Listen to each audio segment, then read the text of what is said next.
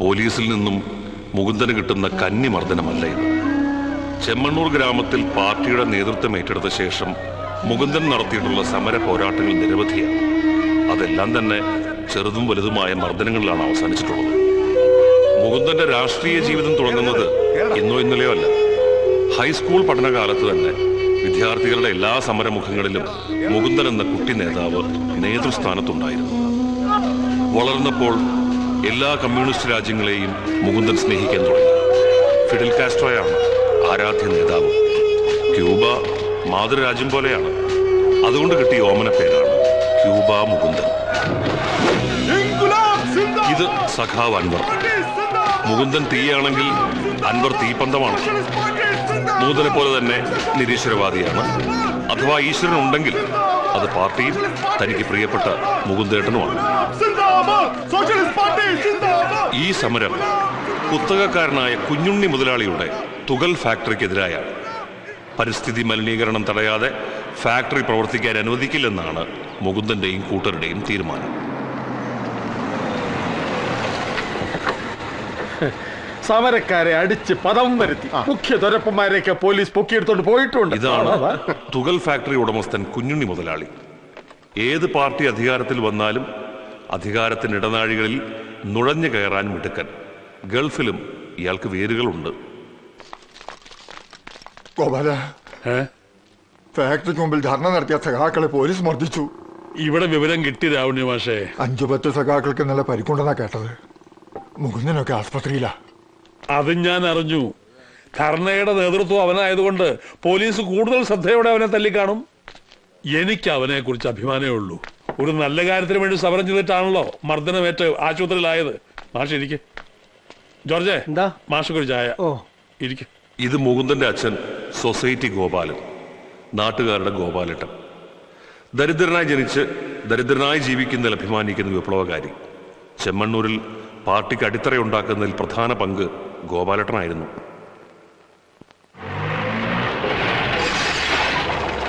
ഇതാണ് സഖാവ് കരുണൻ, പ്രായോഗിക രാഷ്ട്രീയത്തിന്റെ പുതിയ മുഖം, പാർട്ടിയിലെ ബുദ്ധി രാക്ഷസൻ.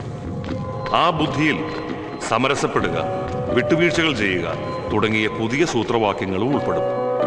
ഏണിപ്പടികൾ കയറുമ്പോൾ താഴോട്ട് നോക്കരുത് എന്നാണ് അദ്ദേഹത്തിന്റെ ആപ്തവാക്യം. പാർട്ടി ചാനലിന് പരസ്യം പിടിക്കാൻ പോയതുകൊണ്ട് ധർണയ്ക്ക് എത്താൻ പറ്റിയില്ല. മൂന്ത എന്നിങ്ങനെ അടിയും പിടിയും ഉണ്ടാക്കി നടന്നിട്ട് എവിടെ ചെന്ന് അവസാനിക്കാനാ? ഇന്നാട്ടിലെ ജനങ്ങൾക്കും പാർട്ടിക്കും മുകുന്ദന്റെ ജീവനോടെ ഇനിയും വേണം. അതുകൊണ്ട് ഇത് ആവർത്തിച്ചുകൂടാ. അടിയന്തരമായി എന്തെങ്കിലും ചെയ്തേ പറ്റൂ. എന്ത് ചെയ്യാൻ? ആശുപത്രിയിൽ നിന്ന് ഇറങ്ങിക്കോട്ടെ. ഞങ്ങളെ തല്ലിച്ചവന്റെ ഫാക്ടറി ഞങ്ങൾ തീയിട്ട് ചുട്ട് കരിക്കും. അതൊന്നും പ്രായോഗികമായ മാർഗമല്ല അൻവർ.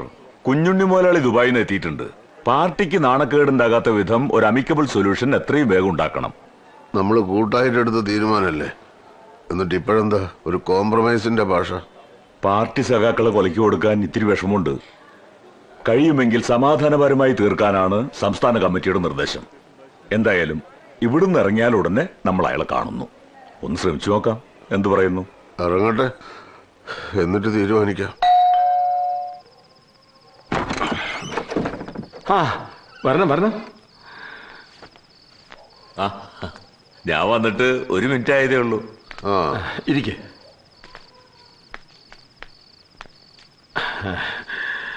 മുകുന്ദൻ എന്നെ തെറ്റിദ്ധരിക്കരുത്.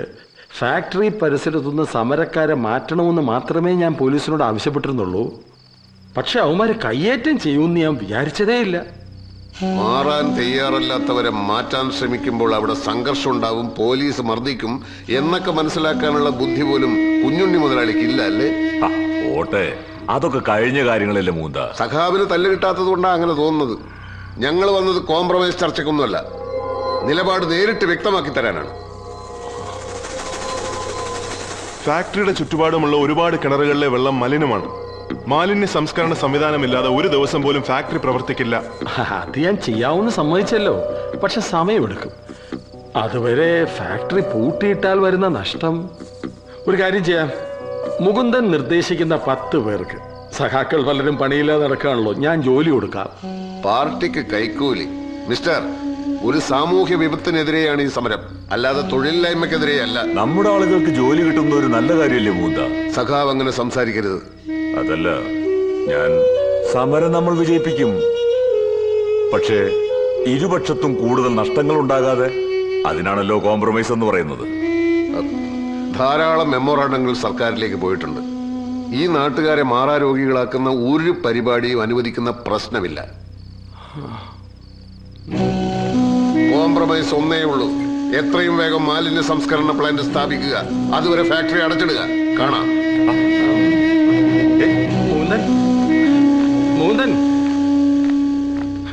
പ്ലാന്റ് സ്ഥാപിക്കാൻ രൂപ എത്ര വേണമെന്ന് ഈ തെണ്ടികൾക്ക് വല്ല നിശ്ചയമുണ്ടോ? താൻ എന്താ പറഞ്ഞ സമരം വിജയിപ്പിക്കണമെന്ന്? അത് പിന്നെ പരസ്യമായി തന്നെ എതിർക്കാനുള്ള ചങ്കൂറ്റം വേണം. ഇങ്ങനെ പരസ്പരം പേടിച്ചുകൊണ്ടുള്ള രാഷ്ട്രീയ പ്രവർത്തനം എന്ന് അവസാനിപ്പിക്കുന്നോ അന്നേ താനും തന്റെ പാർട്ടിയും രക്ഷപ്പെടും. ഇവനെ പോലുള്ളവനെ വളർത്തുന്നത് ആപത്താ. അടുത്ത തെരഞ്ഞെടുപ്പിന് ഈ റാസ്കലിനെ കാൻഡിഡേറ്റ് ആക്കാൻ ആലോചനയുണ്ടെന്നാ കേൾക്കുന്നത്. താൻ മുടിയും ചീക്കി കണ്ണടയും വെച്ച് ഇങ്ങനെ നടന്നോ? കാലിനടിയിലെ മണ്ണൊഴുകി പോകുന്നതിന് മുമ്പ് എന്തെങ്കിലും ചെയ്തില്ലെങ്കിൽ ഗോവിന്ദ. എടുത്തു ചാടി എന്തെങ്കിലും ചെയ്താൽ അത് രാഷ്ട്രീയ അബദ്ധമാകും. അവസരം വരുമ്പോ പിടിമുറുക്കുക. അവസരം വരും കുഞ്ഞുണ്ണി മുതലാളി.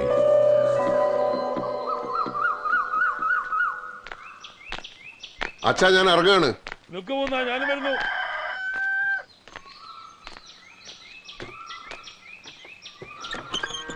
ഇത്രയും രാവിലെ എങ്ങോട്ടാ നീ?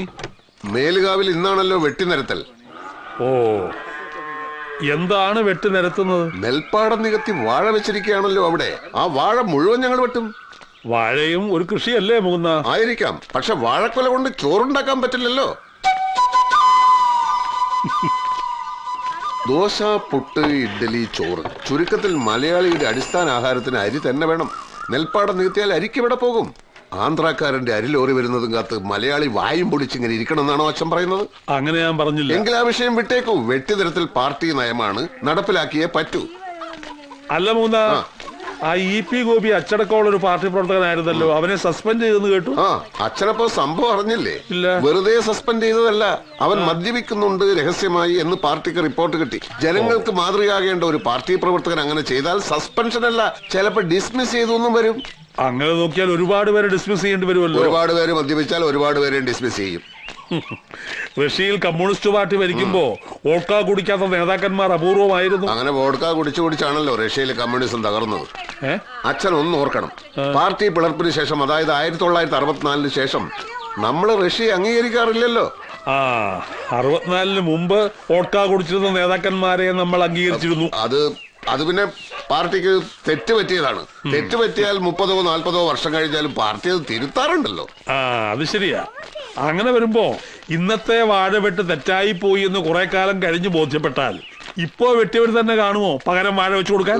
ഈ വോഡ്ക, വാഴവെട്ട്, ഇത് രണ്ടും രണ്ട് വിഷയങ്ങളാണ്. അച്ഛനെ പോലുള്ള സംശയാലുക്കളുടെ എണ്ണം പാർട്ടിയിൽ വർദ്ധിച്ചു വരികയാണ്. ചിലപ്പോ പ്രായത്തിൻ്റെതാകാം. അച്ഛാ, പാർട്ടി നയങ്ങളുടെ കാര്യത്തിൽ എനിക്ക് യാതൊരു സംശയവും. നല്ല കാര്യം. ഞാൻ കൂടുതലൊന്നും സംസാരിക്കുന്നില്ല. ചിലപ്പോ പാർട്ടി വിരുദ്ധം എന്നും പറഞ്ഞു നീ എന്നെ സസ്പെൻഡ് ചെയ്യും. അല്ലെങ്കിലും പാർട്ടി കാര്യത്തിൽ അച്ഛനും മകനും ഒന്നുമില്ലല്ലോ. അതറിയാം. എന്താണെന്ന് അറിയില്ല, നിന്നോട് മുമ്പ് ഒരിക്കലും പറയാൻ തോന്നാത്ത ഒരു കാര്യം ഇപ്പൊ പറയണം തോന്നുക. പ്രായം കടന്നുപോയി എന്നറിയാം, എന്നാലും നീ ഒരു കല്യാണം കഴിക്കണം. കല്യാണം? അത് വേണ്ട, ശരിയാവില്ല. ഞാനും ഈ വിഷയം ആലോചിച്ച് നോക്കിയിട്ടുണ്ട്. അതായത് അടിയുറച്ച ഒരു പാർട്ടി പ്രവർത്തകയെ തന്നെ കല്യാണം കഴിച്ചാലും ഭാര്യയായി കഴിഞ്ഞാൽ അവൾ ഒരു സാധാരണ മലയാളി പെണ്ണായി മാറും. വീടും ഭർത്താവും കുട്ടികളും കുടുംബമായിട്ട് അവളങ്ങ് ഒതുങ്ങും. ആ ചട്ടക്കൂടിന് പോറലേറ്റാൽ ഭർത്താവിനെ തന്നെ അവൾ ആക്രമിക്കാൻ തുടങ്ങും. അത്രയ്ക്കുള്ള രാഷ്ട്രീയ നിലപാടുകളെ നമ്മുടെ നാട്ടിലെ സ്ത്രീകൾക്കുള്ളൂ. വല്ല ചൈനയിലോ ക്യൂബയിലോ ഒക്കെ ആണെങ്കിൽ എന്താണ് അവിടുത്തെ സ്ത്രീകളുടെ രാഷ്ട്രീയ ബോധം? അവിടം വരെ പോയി കല്യാണം കഴിക്കുക അത്ര എളുപ്പമല്ല മുകുന്ദ. ഞാൻ കാര്യമായിട്ട് പറയുക, ഞാൻ എത്ര കാലം ഉണ്ടാവുന്നൊന്നും പറയാൻ പറ്റില്ല. അതെന്റെ കാര്യം ഏതാണ്ട് അതുപോലെയൊക്കെ തന്നെ. ഈ പോലീസുകാർ തല്ലിക്കൊല്ലുന്നത് എപ്പോഴാണെന്ന് ആർക്കറിയാം. അച്ഛാ, പാർട്ടി പ്രവർത്തനത്തിന് കല്യാണം ഒരു തടസ്സമാണ്. അതൊന്നും നീ പറയണ്ട. പാർട്ടി സമിതികൾ അത്ര ഉണ്ടാക്കിയ മാർക്സ് കല്യാണം കഴിച്ചിരുന്നല്ലോ. അതിൽ അദ്ദേഹം പിന്നീട് ഖേദിച്ചിരുന്നതായി എവിടെയോ വായിച്ചത് ഓർക്കുന്നു. ഞാനത് എവിടെയോ വായിച്ചില്ല. ഇനിയിപ്പോ അത് ശരിയാണെങ്കിൽ തന്നെ ഒരു കാര്യം ചെയ്യേ, ഇപ്പൊ നീ ഒരു കല്യാണം കഴിക്കേ, എന്നിട്ട് കുറെ കാലം കഴിഞ്ഞ് ഖേദിച്ചോ. മുകുന്ദ, അബ്ബാസോ, നീ എപ്പോഴാ ദുബായിന്ന് വന്നേ? ഞാൻ ഇന്നലെത്തി. ഇന്നലെ എത്തിയിട്ട് നീ ഇതുവരെ എവിടെയായിരുന്നടോ? ഒന്ന് രണ്ട് ലെറ്റേഴ്സ് കൊടുക്കണ്ടായിരുന്നു. യൂത്ത് ഫെഡറേഷന്റെ വാർഷികം കണക്കാക്കി ലീവ് എടുത്തതാ. ഇപ്രാവശ്യം ഉഷാറാക്കണം. അതിന് കാശ് എത്ര ചെലവ് വന്നാലും എന്റെ വക. അങ്ങനെ ബൂർഷാ ദുബായിക്കാരന്റെ കാശ് കൊണ്ട് വാർഷികം നടത്തേണ്ട ഗതികേടൊന്നും പാർട്ടിക്ക് വന്നിട്ടില്ല. അതെന്താ മുകുന്ദ നീ അങ്ങനെ പറഞ്ഞത്? കടം മൂത്ത് ഇവിടെ നിൽക്കാൻ പറ്റാഞ്ഞിട്ടല്ലേ ഞാൻ നാട് വിട്ടത്. ദുബായിലാണെങ്കിലും ചോര നീരാക്കി പണിയെടുക്കുന്ന ഒരു തൊഴിലാളിയിലെ ഞാനും. നീ ആർക്ക് വേണ്ടി പണിയെടുക്കുന്നു എന്നുള്ളതാണ് പ്രശ്നം. മൾട്ടിനാഷണൽ കമ്പനികളുടെ ആസ്തി വർദ്ധിപ്പിക്കാൻ വേണ്ടി നീ നീരാക്കുന്ന ചോര ചെമ്മണ്ണൂരിലല്ലേ നീ നീരാക്കേണ്ടത്? എവിടെ പണിയെടുത്താലും തൊഴിലാളിക്ക് അവന്റെ കൂലി കിട്ടിയാ പോരെ? ഞാൻ ഇവിടെ നീരാക്കുന്ന അതേ ചോര ദുബായിൽ നീരാക്കുമ്പോ ഉറുപ്പിയേക്ക് 12 ഇരട്ടി വെച്ച് കിട്ടും. അത് ഞാൻ അവിടെ കുഴിച്ചു മൂടാതെ മാസം മാസം ഇങ്ങോട്ട് അയക്കണുണ്ടല്ലോ. അതുകൊണ്ട് കാര്യമായില്ല. നീ എന്തിനാ മുകുന്ന അബ്ബാസിന്റെ മെക്കെട്ട് കയറുന്നേ? അവൻ ദുബായി പോയെന്ന് വെച്ച് ബൂർഷയൊന്നും ആവില്ലല്ലോ. ഞാൻ ഇവനെ ഒന്ന് പരീക്ഷിച്ചതല്ലേ. പഴയ വീര് ഇപ്പോഴും കുറഞ്ഞിട്ടില്ല.